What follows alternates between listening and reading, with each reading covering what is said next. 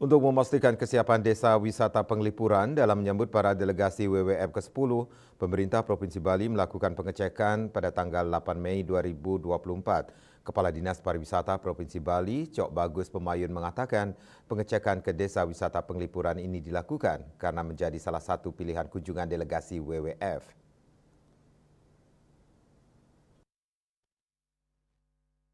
Selain pengecekan untuk memastikan kesiapan dalam menyambut para delegasi, pihaknya sekaligus melakukan pemantauan pungutan wisatawan asing (PWA).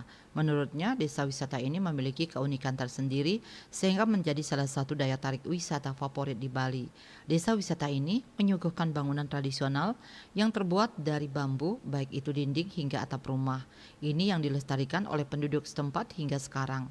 Cok Bagus juga menegaskan bahwa Bali sangat siap menyambut kedatangan para delegasi tersebut, baik itu dari sisi akomodasi dan juga logistiknya. Para delegasi yang akan ke Bali mencapai 30.000. Diperkirakan mereka akan mulai berdatangan pada 18 Mei.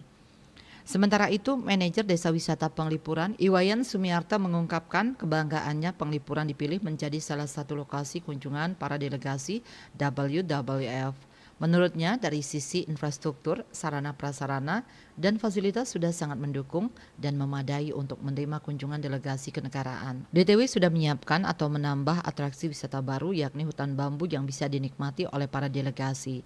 Di tahun 2023 rata-rata perharinya DTW dikunjungi oleh 3.000 orang wisatawan dan di 2024 ini ada tren peningkatan jumlah kunjungan sekitar 3.500 orang setiap harinya yang didominasi oleh kunjungan wisatawan Nusantara. Tingkat kunjungan wisatawan asing pun mengalami tren peningkatan yang awalnya sekitar 300 orang, saat ini mencapai 500 orang lebih.